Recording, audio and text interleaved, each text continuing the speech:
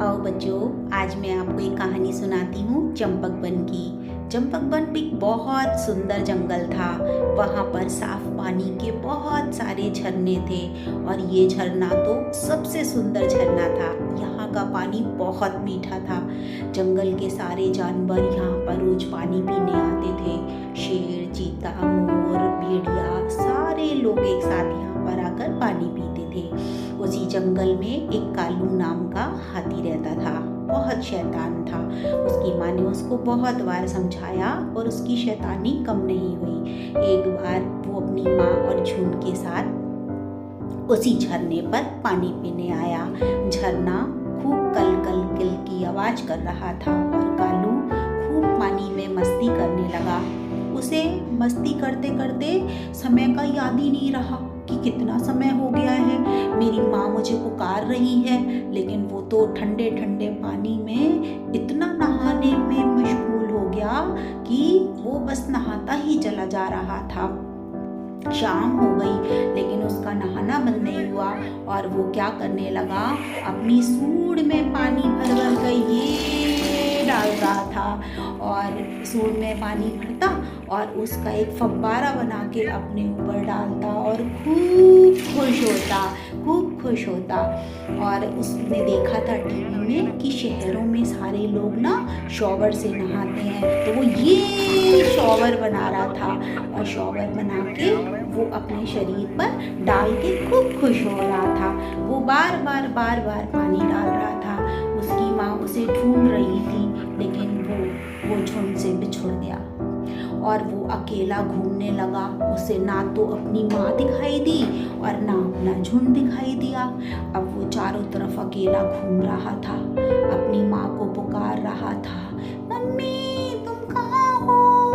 मुझे कहीं दिखाई नहीं दे रही हो। मम्मी आ जाओ, मुझे बहुत डर लग रहा है, इस जंगल में कोई नहीं है। अब उसकी मम्मी कहाँ दिखाई दे, वो तो झाड़ियों में फंस चुका था। वो बहुत परेशान हो गया। उसे चारों तरफ झाड़ी से निकलने का कोई रास्ता ही नहीं दिख रहा था कि वो कहाँ से निकलेगा।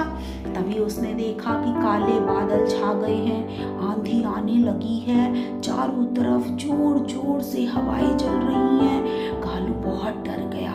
इतनी तेज हवाएं उसने पहले अकेले कभी नहीं देखी थी। उसको लग रहा था कि बारिश आने वाली है। चारों तरफ अंधेरा छाने लगा था और सूरज मामा भी अपने घर जाने लगे थे। शाम होते ही सब लोगों को अपने घर लौटना चाहिए ना, इसलिए सूरज मामा भी अपने घर जा रहे थे।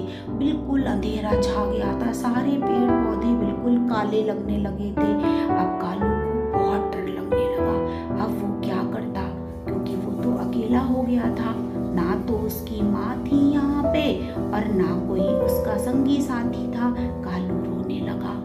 वो बुरी तरह से सक के रो रहा था और अपनी माँ को पुकार रहा था, मम्मी मम्मी आओ। लेकिन उसकी माँ तो थी नहीं वहाँ पे। कालू बेहोश होके गिर पड़ा। उसको वो झरना याद आ रहा था जहाँ पर वो अपनी मम्मी के संग आया करता था और झरने का पानी, झरने की आवाज उसको याद आ रही थी। कल कल कल कल करती झरने की आवाज, ऐसे बहता है झरना, मेरी माँ नहीं है इस झरने में, कहाँ हो माँ तुम, आ जाओ। लेकिन उसकी माँ भी उसकी उधर पुकार रही थी, कालू कहाँ हो बेटा, मेरा बेटा कालू कहाँ हो।